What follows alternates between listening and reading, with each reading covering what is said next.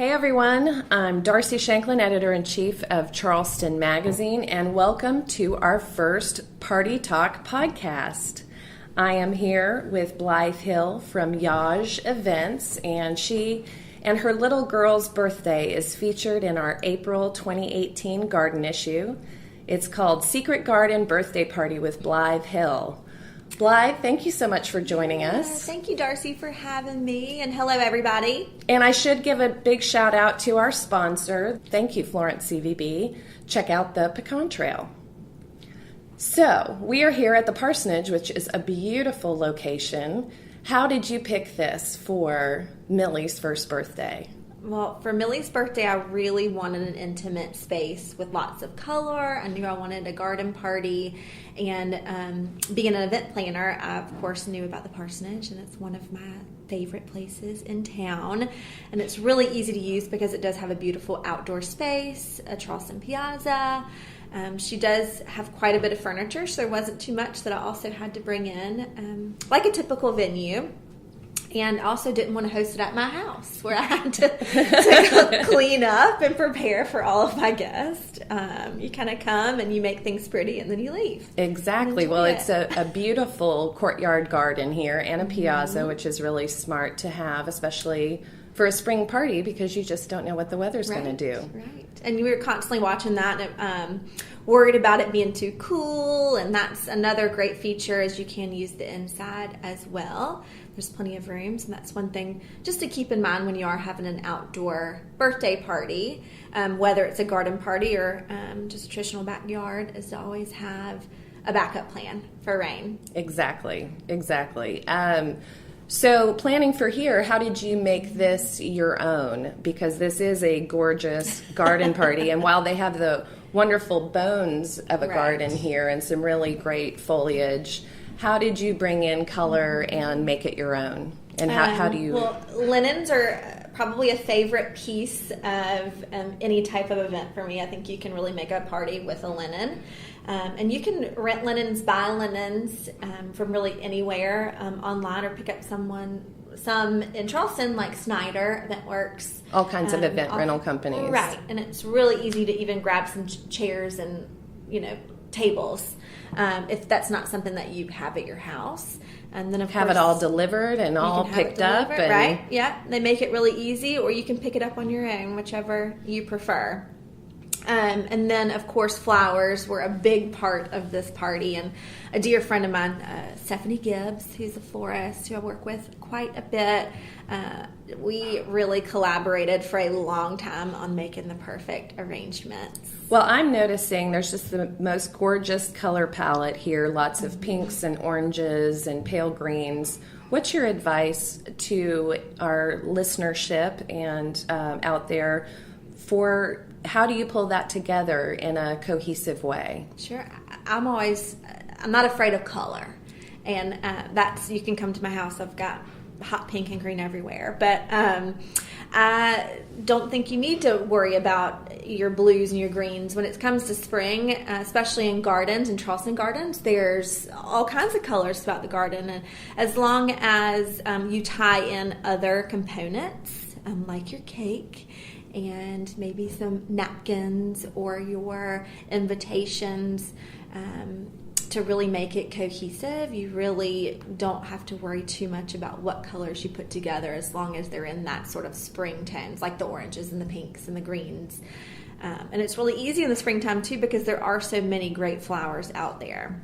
Now tell us, you can work with a florist, and she obviously did the most beautiful job. I'm fortunate enough to have a good friend who does that. That's right. But tell me, are there other options for people who like to do things themselves, or what are your tips on that?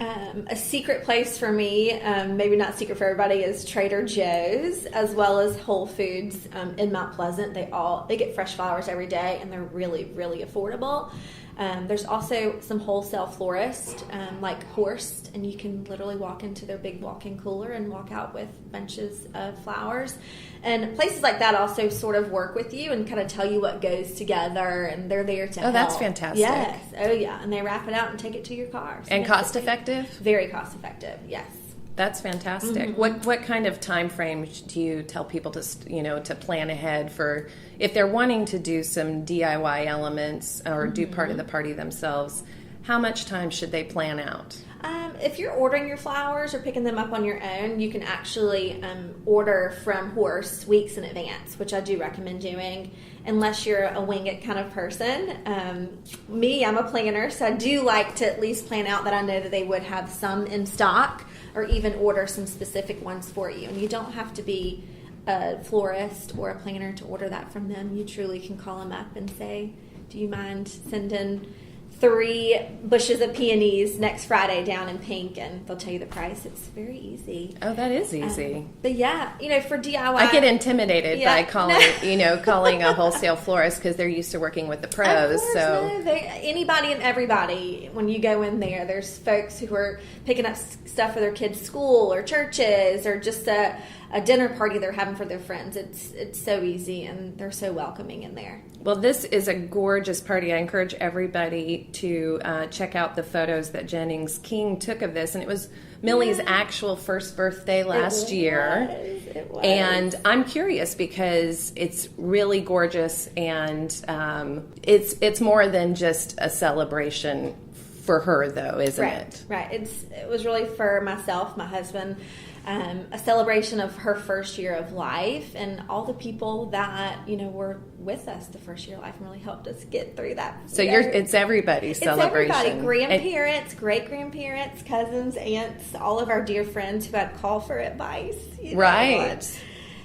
So you're celebrating them and making them feel a part of everything. Mm-hmm. So I want to address that because it's so interesting to me. You had everyone from actually younger than Millie, so probably you had an infant there all the way to a great-grandfather who was 92. Yes. How do you accommodate all those different ages?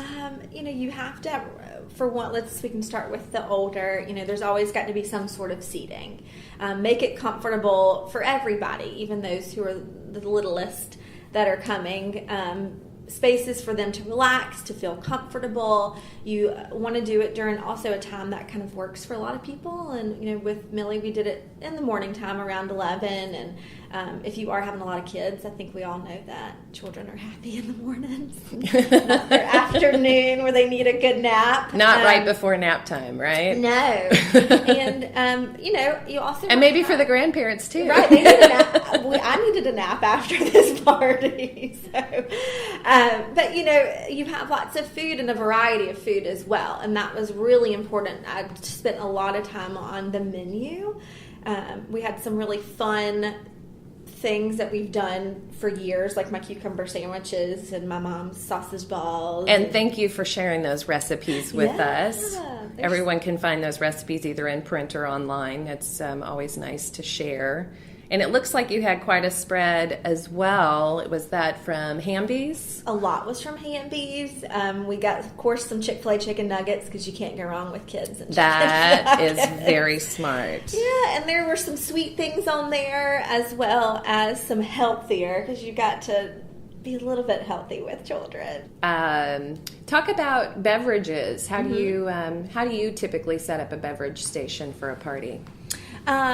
You do want to have your non-alcoholic, and we had some fun adult drinks as well because there were adults there, and it was on a Saturday, beautiful Saturday afternoon.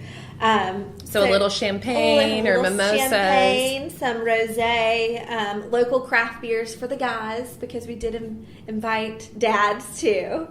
And then, of course, the children with their juices and water, and I did like a fun, pretty strawberry water. And how do you keep people entertained? You've come up with 2 really great DIYs, or this really great flower crown DIY that you did. So I knew there were quite a few little girls coming. Our group has a lot of girls, sweet little girls, and I wanted to do something fun for them and the parents to keep them entertained as well. So we just had some loose stems and some flower crowns and made it really easy for them to kind of create their own. And children love getting to do things. Hands-on. Hands-on, yes. So I think adults do too. We do. Yeah. I want to have a party just with my girlfriends and a bottle of rosé, and let's make some flower crowns. I think a lot of these birthday parties, if they are in the backyard, it's you come, you eat, you open up gifts, and you leave. And I just wanted something else that, folks can do. That was fun and easy for a parent as well. Exactly. Well, and that's a good point to make, because you had actually, on your invitation to your guests, asked for no gifts. Yeah, I did. Tell us about that. It's important, that Millie has everything that she needs. And I forever would love to instill in her that it's not about what she receives, it's about the people that she's with and the family. And the focus is on so much of material things in this world, and that's not how I want her to grow up. This is a celebration of her life and being with family and friends and the people that you love, and that's what I really wanted to focus on for this party, not, oh gosh, what am I going to buy a 1-year-old? What does she not have? It's just, that wasn't important. Let's say I'm planning a garden party, and it's not even for children. Let's say it's for couples, but I want to do something special in my own garden. How far out should I be sending out an invitation? 4 weeks is usually safe. This isn't a wedding invitation, so it's a little bit, I think the further you go out, people tend to forget. Right.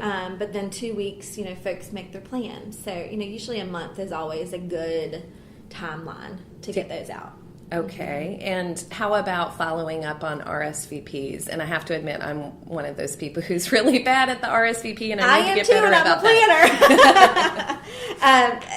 It's if you're inviting your close friends, it's a quick phone call if you haven't heard from somebody, because who knows, our postal service may have not, even delivered the invitation, which can be a common thing. So it's always just a nice little phone call. I recommend those over a text. It's keep it personal and just see if they're planning on coming and you'd love to have them there. And if you don't hear from people, you always overestimate, because you do not want to run out of food or drinks. Beverages. No. Or flowers. That's right. Well, I can't thank you enough, and I encourage everybody to go online to see Blythe's beautiful flower crown. She's given us a step-by-step how-to on how to do that, and gosh, I'm inspired. I need to get planning for my own garden party. Thanks for taking the time. Thanks for having me. Until next time, look for our next Entertaining With series this summer. Thanks, everyone.